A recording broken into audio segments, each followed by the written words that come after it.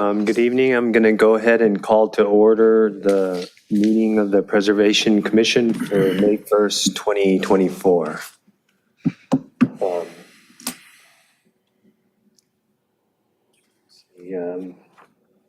Can we have the roll call? Oh, roll call. Commissioner Murphy, Present. Commissioner McNary, Present. Commissioner Caldwell, Present. Chairperson Matsuno, Present? Galassi, absent. Aziz, absent. Okay. Will you all stand for the salute to the flag? Put your right hand over your heart. Ready, begin. I pledge allegiance to the flag of the United States of America and to the republic for which it stands, one nation, under God, indivisible, with liberty and justice for all.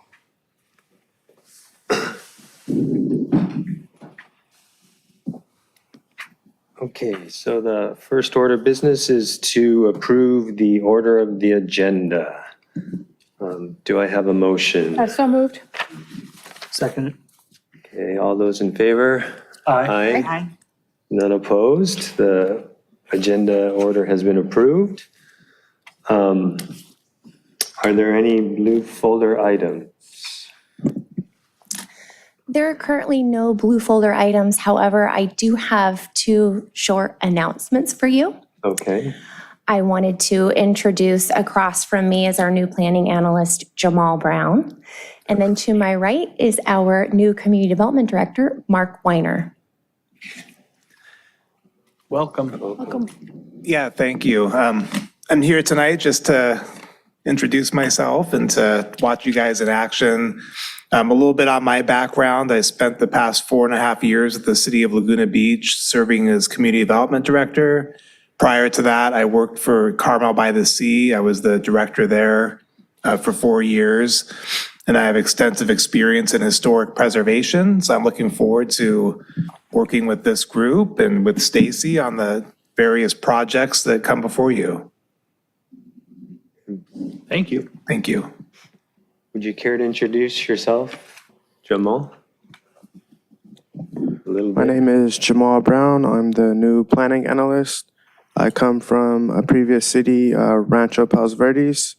I'm happy to be here and I look forward to working with you guys. Okay, welcome to you both. Okay, let's see, the next item is the consent calendar. Are there any members that want to request a consent calendar item to be removed or acted on separately? No? Then I believe we can go ahead and approve the consent calendar in a single motion. I'll make a motion to approve the consent calendar. Second. All those in favor? Aye. None opposed. The consent calendar is approved. I do not believe there are any excluded consent calendar items. So we will move on to public participation on non-agenda items. Are there any members of the public wishing to speak on non-agenda items? None? Okay, so we'll move on. Are there any commission members who would like to declare any ex parte communication? None. No. Okay, so I guess we're on to our public hearing. Tonight's public hearing is to consider an exemption declaration, landmark designation, and certificate of appropriateness for remodel and addition to an existing potentially historic property located at 707 South Broadway. Do I hear a motion to open the public hearing? So moved. Okay, Second. second, and all those in favor? Aye. Okay, so the public hearing is open. I'm sure we have a staff report and members from the public that will speak at this time. Can I give the audience oath for any members of the public that would like to speak this evening? Can you come up to the podium and I'll administer the oath?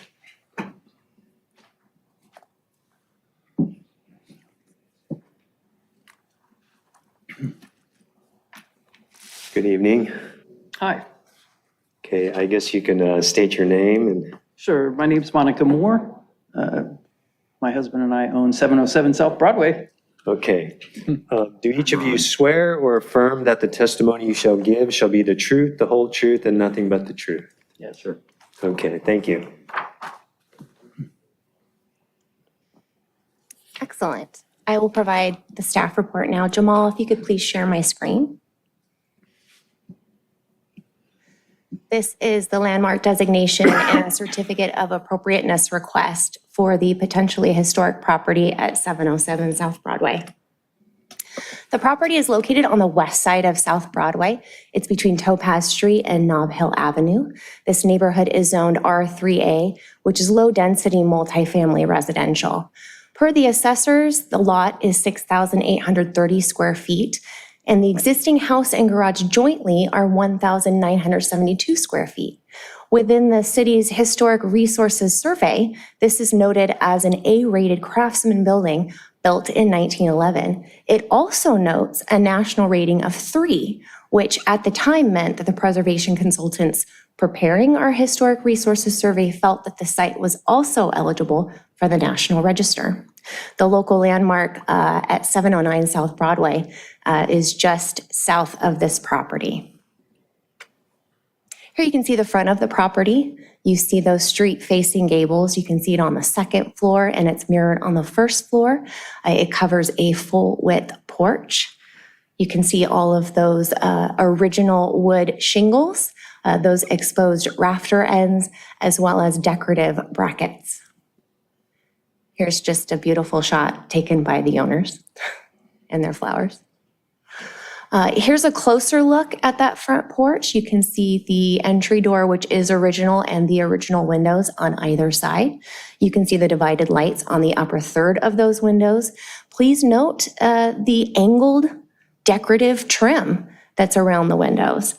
This is not only on the front elevation, but also along the north side, which is the elevation immediately adjacent to the driveway. Here you can see that angled, I apologize, it's hard to tell. It's a tight driveway, but you can see that there's angled trim around those openings. And also there's this feature of the trellis-like rafter ends stretching along this elevation. These are the two main street-facing elevations. Here's the rear elevation. You can see on that second floor, there's a segmented bay window. That's the master bedroom. Immediately to the right of that, you can see a boarded up window. The original window, that's the master closet. It had actually been blown out during a storm. The window frame has been saved, and that window will be restored as part of this project. You can also see on the right-hand side, there's an upper balcony space, which is shrouded in original wood shingles. And you can see the door. This is the master bath coming out to the balcony. Interestingly enough, you can see this rear portion of the building. It doesn't quite relate to the home. This will be removed as part of the addition project. You can see the vertical siding. And also this is a wood window. I believe this is one that will be reclaimed as part of the project. Here's a closer look at the rear detached garage. This was built much later. I believe it was 1961. You can see it has vertical wood siding. It does not have the same shingles. However, it's painted to match the home and does not detract from the original resource. Here's a side view, a partial view of the south elevation. This is where we have the most anomalies on the home. You can see some louvered windows, glass block, and an aluminum window. All of these are inappropriate alterations, non-original, and those will be corrected as part of this project. You can also see that there are some boards on the bottom there that will be removed. So the main character-defining features for this property, of course, are the street-facing gables on the first and second floor. That full-width porch, front porch, that in and of itself is also a character-defining feature. Those exposed rafter ends, the decorative brackets, I really love that trellis-like overhang that's adjacent to the driveway. The decorative angled trim on the north and east sides. Of course, all the openings on the home do have that use of wood trim. It's just the angled portions are only on the street-facing elevations. And then the shingles, the original shingles, they actually have a wood graining. They're grooved. So when you get up close, you can see which pieces are original, and the majority of the structure is original. What's important, and this is true of our current planning projects, when we do administrative design review, our zoning code requests four-sided architecture. And here you can see it's definitely four-sided on this home. And then I also really like that segmented bay window up in the master bedroom. As I noted, the detached garage is not original, but it does have some original, vertical wood siding. So it's similar and does not detract from the home. So for the proposed project, it's a rear one-story addition totaling 130 square feet. It's essentially to create an expanded kitchen space. They will remodel about 260 square feet of the original home to create a laundry space, a pantry space, and a powder room. They will remove the glass block, the louvered window, and also the aluminum window along that south elevation.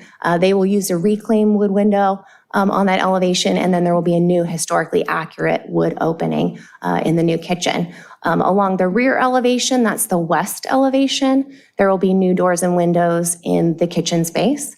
The balcony above the kitchen area, that has had some severe water damage over the years. That will be repaired and expanded with an additional 12 square feet. The shingles around that space, it's shrouded in shingles, those will be repaired as well. They've had water damage, but also they've had a raccoon problem. Raccoons have come and actually torn up some of the shingles.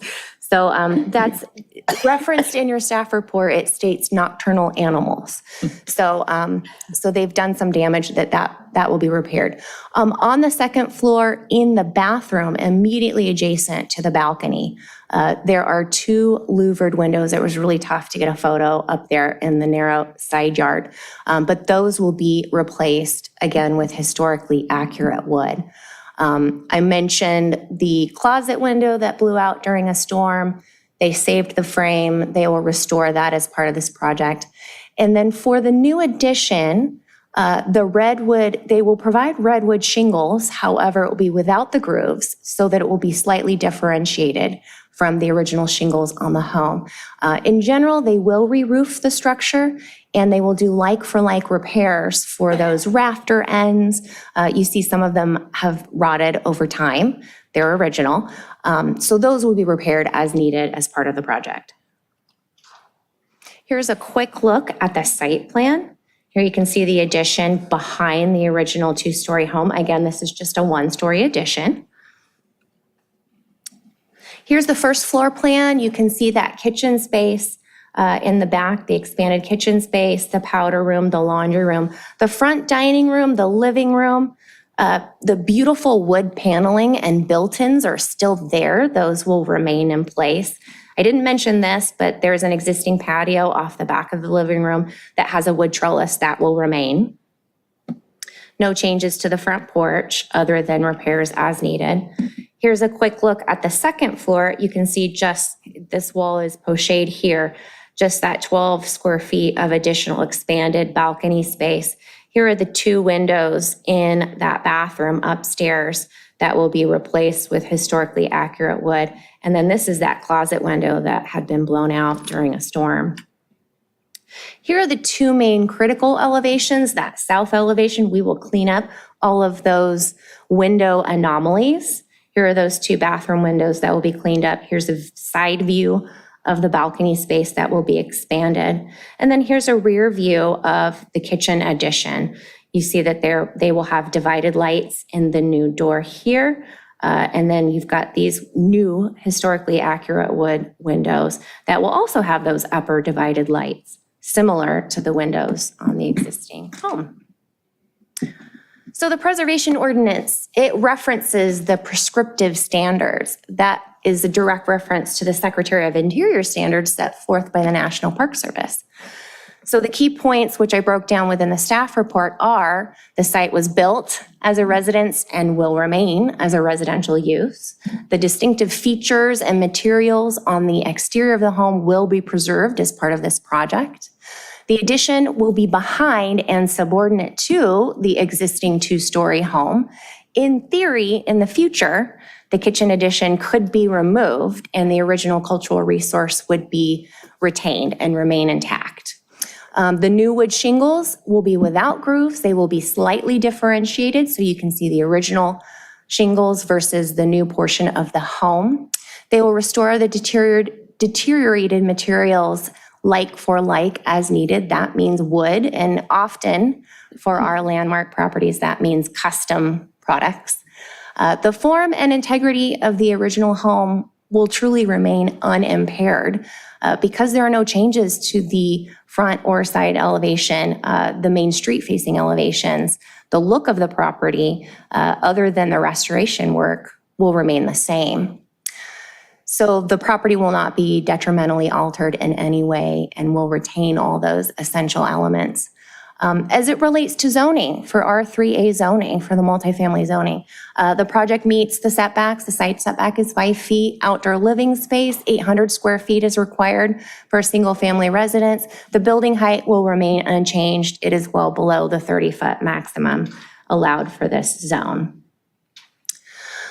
House permits were originally issued in 1911. The existing garage is not original. That was constructed in 1961. The house did have a re-roof in 2003. Of course, this is craftsman in design. In our primary record, it actually states that this is a prime example of a craftsman home. It also notes that it's in the top 10% of the craftsman homes that existed at the time of the survey. Most of the craftsman homes that you see are the small California beachside bungalows. This is a more substantial resource. Original owner, Matilda Bobinger, she was one of the first and few female real estate investors within Redondo Beach. There is a Redondo Reflex article from 1913 where she was promoting Redondo Beach as the ideal seaside community in which to invest. She owned at least 5 other properties in the city. And you know, as the Redondo Reflex had many social pages, there are a variety of articles about her and her daughter being very active within the Redondo Beach community. There are a variety of owners over the years. Oddly enough, Raymond and Virginia Moore lived here. No relation to our current applicants, the Moore family. Ronald and Monica Moore bought the property in June 2000. It is our opinion that this property is architecturally significant and also significant for its connection to one of the few female investors at the time during the very early development of the city. Some of the information that was within the application packet also indicated that this was the first house built on this block, which is very possible. I have not verified that, but most of the properties I have researched in this area were built in the 1920s. Staff recommends that the Preservation Commission adopt the exemption declaration, approve the local landmark designation, and approve the certificate of appropriateness for an addition and remodel at the historic property located at 707 South Broadway. Thank you.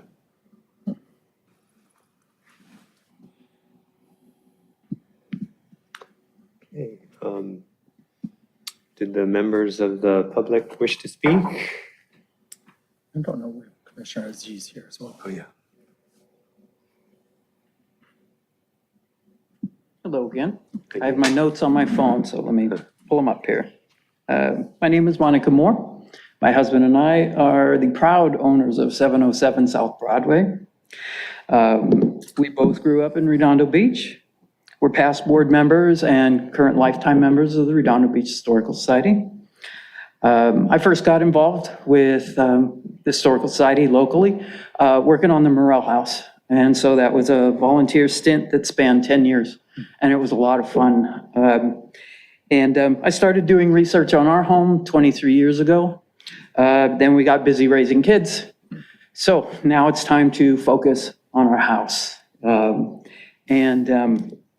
As Stacy mentioned, Matilda Bobinger was an early female real estate investor who raised her daughter in the house also, or not in the house, but in the area. Matilda was ahead of her time, and it was a lot of fun doing the research. I had an opportunity to spend a lot of hours going down a lot of rabbit holes, but it was a lot of fun. I hope you've enjoyed reading the research, because there's a lot more available online now than there was 23 years ago, and some of it was kind of like a soap opera. But anyway, ironically, as you saw, the house has seen 2 sets of Bobingers and 2 sets of Moores. Ron and I respect the house that Matilda built, and we're excited to repair and refresh the house. It's time, it's 113 years old. And we're excited to be landmarked. I also want you to know that we are very preservation-minded. And we plan on doing this in a historically sensitive manner. So just please be assured of that. Anyway, thank you for your consideration. This is actually a fun night for us. I hope it's a fun night for you too. But thank you very much. And Ron and I can answer any questions. Our architect is here too, if you have questions. But that's my spiel. Thank you. Good? Do we have questions or comments from the commissioners? If I may, I'd just like to take a moment to apologize to the applicant and to the chair as well as the commission for my tardiness. Same. Go ahead. I just have a comment. I typically find coming here to be fun, but the idea of renovating that house is extremely fun for, I think, Redondo. If you've ever passed by it, you look at it, it catches your eye. I don't know if you're seeking volunteers, but I bet you would find a lot in Redondo Beach, because I think that the house does have, I don't know, there's something about it. And so I know that as I talked about different homes in Redondo Beach, sometimes people ask me, well, where is that? And talk a little bit about it. But if I were to mention this house, I know people would know exactly where it is. So I look forward to the project, and I plan to vote yes. That's it. Thank you. Anyone else? Even though I was late, I spent the afternoon looking over your application, and really, I found myself really enjoying what it is that you guys are doing. You know, the house is wonderful. I've driven past it many times. I love the fact that it's close to Veterans Park. And, you know, if I would vote yes as well, because I think it's great that you guys are maintaining the character of the house and putting a lot of serious thought. It was obvious that you had done a lot of research, and I enjoyed all the backstory. That was the best part. So thank you. Yeah, I'll just add that it seems like a slam dunk for landmark designation. I'll also recognize architect. I know you've had work here before the commission before. And so it's good to see professionals working in that sector. So if there are no more other questions or comments, we can move to approve the resolution. When we do so, we need to read the exact wording of the resolution in the motion. And so, If I may, Chair Matsuno, it would be great if we had a motion to close the public hearing, yeah, okay. and then you move forward with your comments. I'd also like to add that Ron and Monica are the ones who prepared all of the extensive historic research. Usually I'm the one to do it, and this is one of the few times where an applicant came in with all of the information. I think that's Thank why you. It's easier to say yes. Oh, yeah. Yeah. Okay, so do I hear a motion to Make a close? motion to close the public hearing. I'll second that motion. All those in favor? All right. Aye. None opposed. Okay, so the public hearing is closed. And now we can move to vote on the resolution. Motion to approve the resolution or otherwise. I'll motion to approve. Okay, when you make the motion to approve, you have to read the entire resolution now. Let's see where that is. It's J1 under public hearings of resolution.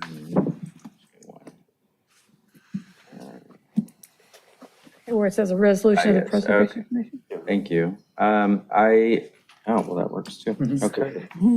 I make a motion to approve a resolution of the Preservation Commission of the City of Redondo Beach, California, approving local landmark designation, a certificate of appropriateness for remodel and addition, and adopting an exemption declaration for the property located at 707 South Broadway, pursuant to the requirements of Chapter 4, Title 10 of the Redondo Beach Municipal Code. Is there a second? Second that. Okay, all those in favor? Aye. None opposed, so the resolution passes. Congratulations. You have a historic landmark, but you already knew that.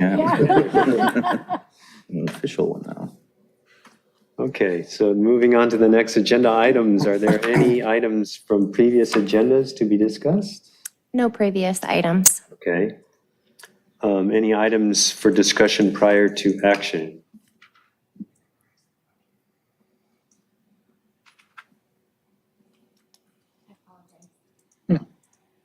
My new director was talking to me. Okay. I apologize. What was the comment? Are there any items for discussion prior to action? There is one item for discussion, and that's opening the conversation for the upcoming budget cycle. As you may recall, last year, Director Brandy Forbes came to the Preservation Commission to elicit your comments and ideas and your feedback for the next budget cycle. As you may recall, about 2 years ago, the city allocated funds for a new historic resources survey. It was $175,000. We have drafted the request for proposal, so that is drafted. However, we've had a variety of staffing changes, as you can see this evening. Our hope is to carry that forward. However, we have some more work to do before that can launch. Any other feedback that you have for us, please provide that, and we will provide that to the city manager. We can do that outside the meeting. You can do that right now. You can talk amongst yourselves if there are other key elements that you would like the city council to consider for the upcoming budget cycle. The only thing that I've given thought to was to have some sort of promotional brochure literature about the landmark program in the city, because I think people don't know about it. There's always this fear amongst the owners that if their house is designated, then they can't do anything to the house. And the commission members know that generally within the guidelines of the Secretary of the Interior, we're pretty open for certain modifications as long as they stay within the guidelines. And so I feel like there needs to be some kind of public outreach. I don't know if that would be something that would be in the budget, but Great. I'd just like to bring that up. I have one suggestion or question, I guess. I'm the new kid on the block, but in many towns I've been to, they have a plaque to show historic designation on houses. And is that something that's ever been discussed, or what kind of project would that be to apply for that to be in the budget? Right. We did have a plaque program several years ago. You see plaques here and there around the city with some of the original landmarks, such as the Diamond Street Apartments, Gertruda Avenue Historic District. Those are both on the National Register. So that's definitely something for us to consider for our newer landmarks. Thank you. I have a suggestion too. The end of June, Redondo is having a summer festival.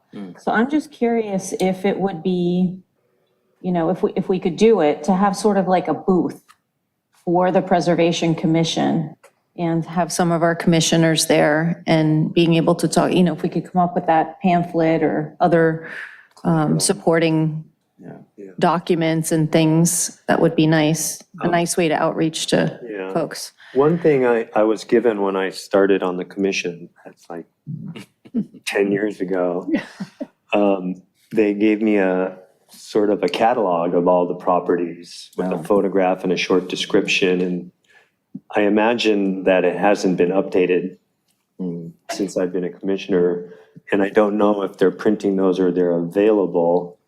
But yeah, that would be something nice. I mean, it's a pretty big document, so maybe for purchase, but it would be, for people interested, they could get this little book and see all the designated landmark properties in the city. Would be a nice thing to have. I still use that book as a reference. Yeah. The last time it was updated is in 2009. And I know that the majority of the effort, it's a photo of each of the properties and a short description of the history of each. A lot of that effort was volunteer effort. We had volunteers that walked the city and put those together. But there was a cost, of course, of creating them. I think we sold them for $5, Yeah. I believe. But that's worth a thought for updating because it's been several years and we have several wonderful landmarks that have been added since. And some of those may not even exist anymore, Yeah, Right, unfortunately. we've lost a couple along the way, you're correct. fortunately. Well, it sounds like, this could be some work that could be done outside of our commission meeting and maybe a subcommittee or a task force of sorts, and maybe even collaborate with the historical commission and even bring in some interested community members, to engage them as well. So I don't know if you want to think about that as a possibility. No, I agree. I think there definitely would be members of the community and the Historical Society who would want to participate and help. Even folks who are, working on their historic homes might be interested in something like that. Yeah. Yeah. Great, thank you. So noted.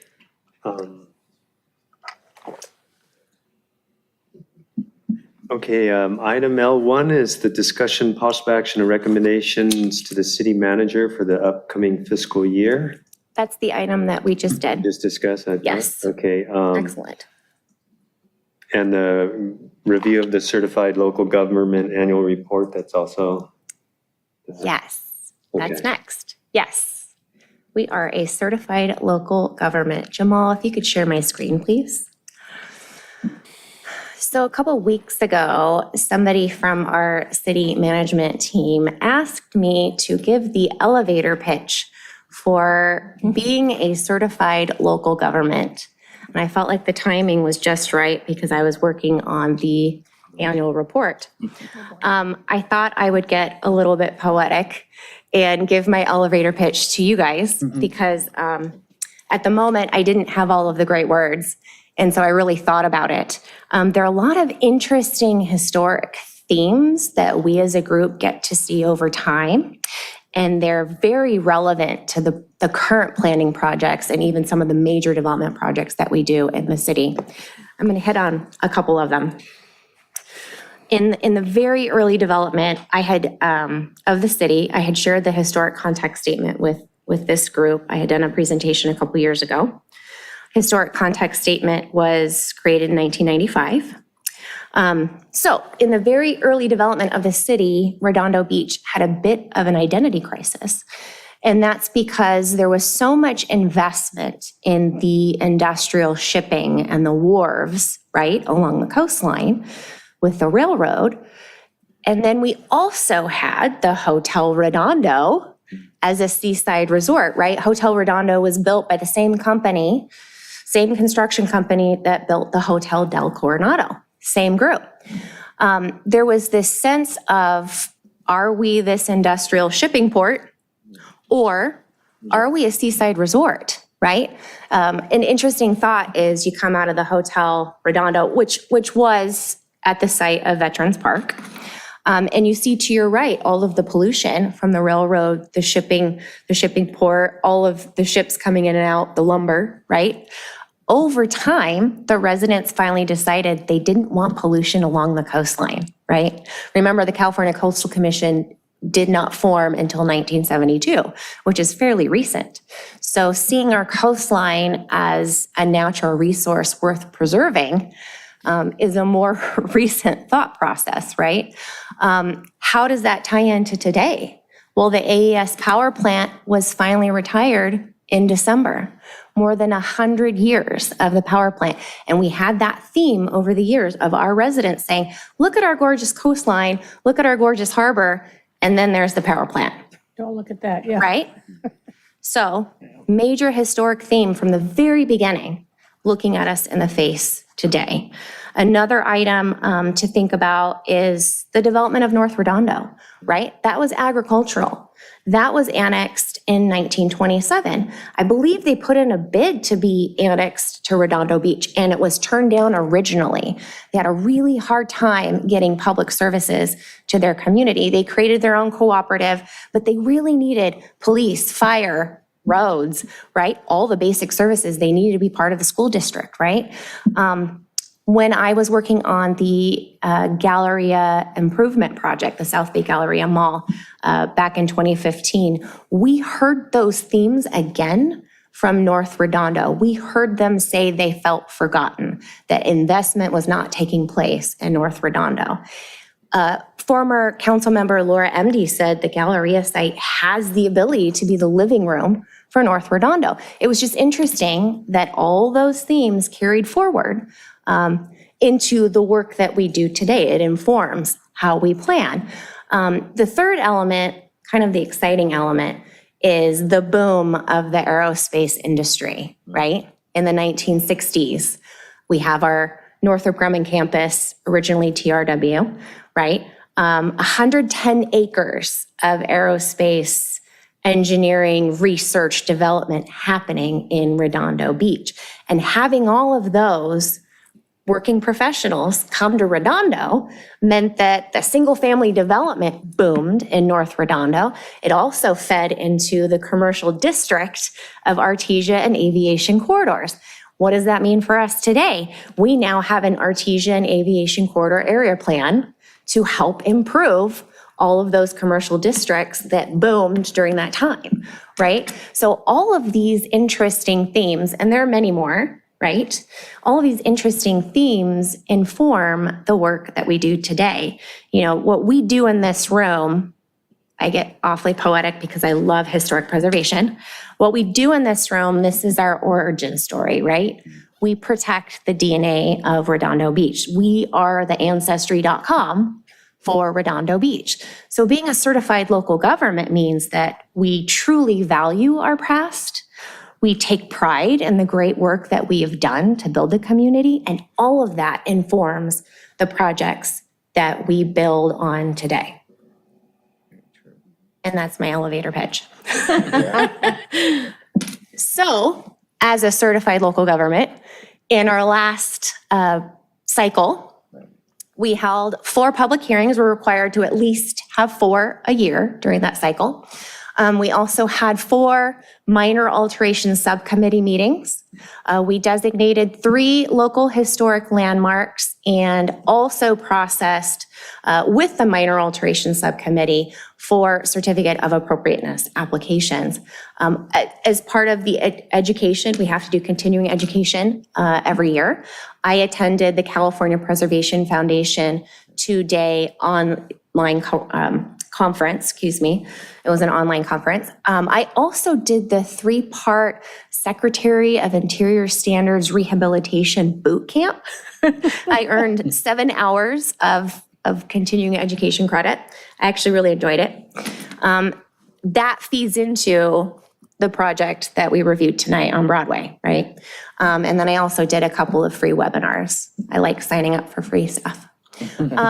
So for this group, I provided 2 educational presentations. I did the key highlights of the California Preservation Foundation Conference. If I learn it and I don't tell you about it, then it doesn't improve what we do here. So I gave you the key highlights, and I also did a presentation on the historic library that's located in Veterans Park.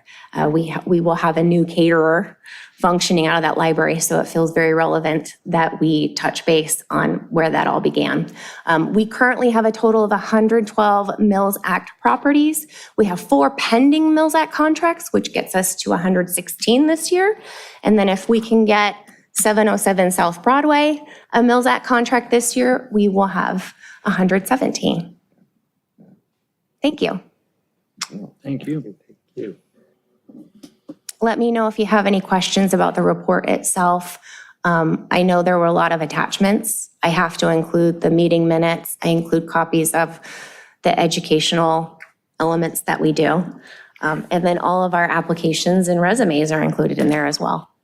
I have one question. The 112 Mills Act properties, are all the historically landmark homes designated as Mills Act, or I'm not sure how that works? That's a great question. It's interesting. I do have landmark properties where they never move forward with the Mills Act contract. They're still essentially held to the standards of maintaining a historic property, but they're not receiving the tax break. I have a question for you. Is this, has this already been sent in? No. So it was due last week to the state. They extended it till June. So you have an opportunity to provide revisions, additional input. I will update it and then send it to them. Do you want those now, or am I Yes. sent? Okay. I believe that my term ends in September of '24, not '25. Okay.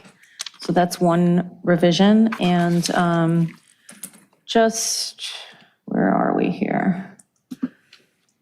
Somewhere or other where it says the qualifications and all that. I can't remember what page that was.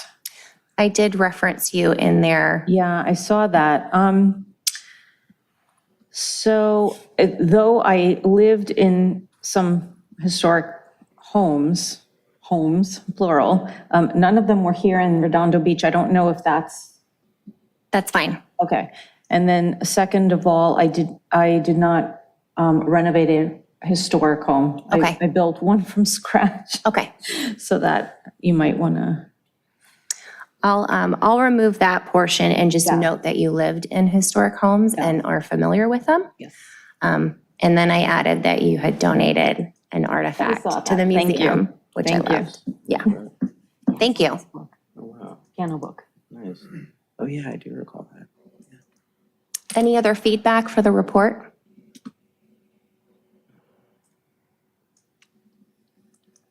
No? Great.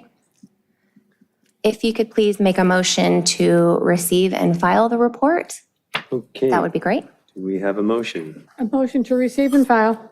I second the motion. All those in favor? Aye. None opposed. Thank you. Thank you. Item M, any items from staff? Any other items from staff? No further items from staff. I am working on a certificate of appropriateness for a property over on Catalina Avenue.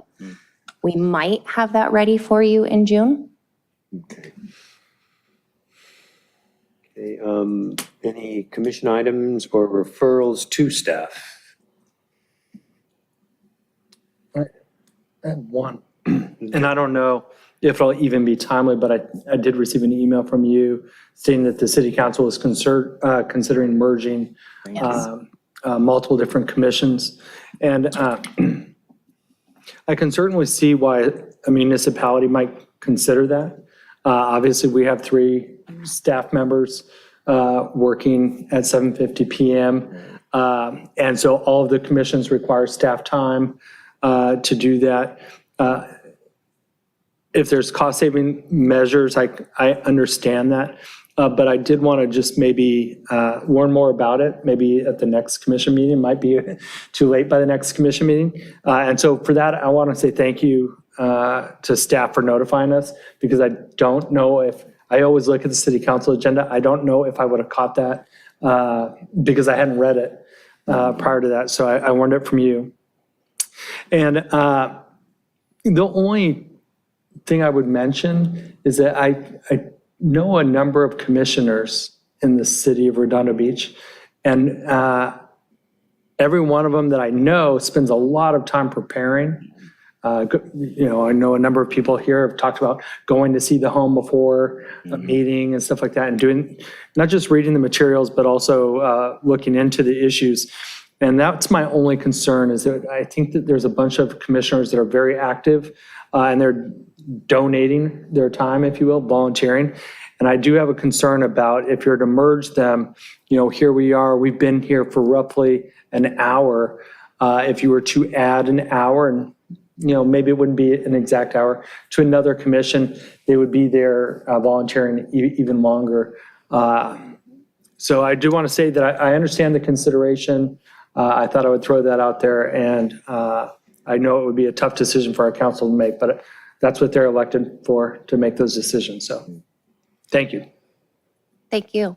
I actually did see the posting for the council meeting last week, and I emailed Stacy immediately to tell her about it, but she already knew about it. But I got in my little car and drove down here as quick as could be, because number one, I felt a little bit blindsided that, this came up on the agenda and we were not notified about it, because if we had something to say about it, last week would have been the time to say it. And as a matter of fact, it would have impacted, the merging of our Preservation Commission with planning would have impacted this report that we just looked at.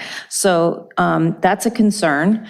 I did speak as a private individual because we had not had a conversation about it as a commission. So I gave in my thoughts, and I met with Luke, who is he's the assistant city manager. Assistant to the city manager. Assistant to the city manager.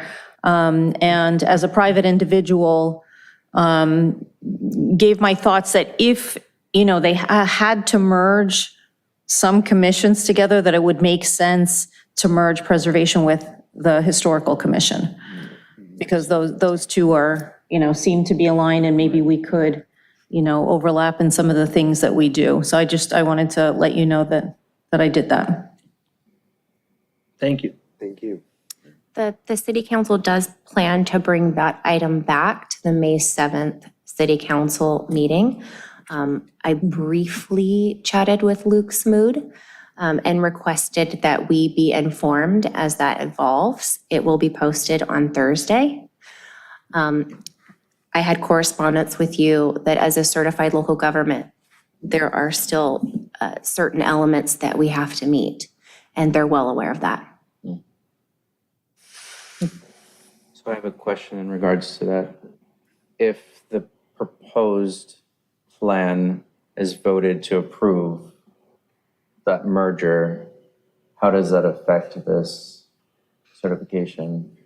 Within the staff report 2 weeks ago, it stated that it would not implement those changes until October. So there would be a transitional time. However, we still don't know what variation or what the city council will do next week. Is it something that we need to discuss here and then go to the council meeting on Tuesday? Because this item isn't specifically on our agenda, I don't necessarily want us to go down that path. It is something that we could place on a future agenda, and we'll probably know more as we watch this unfold with the city council. If we did choose to speak at the city council meeting, would we present ourselves as commissioners or as private citizens? Because I believe you would identify yourself as a preservation commissioner. Okay. However, you would be representing yourself as a Speaking As a resident private citizen. because this body has not made any determinations. Okay. Thank you. Okay, if there are no other items, I move we adjourn the meeting. Second. All those in favor? Aye. You had to think Meeting about that, huh? That was a tough thing. That was a tough decision. Harder one to vote on.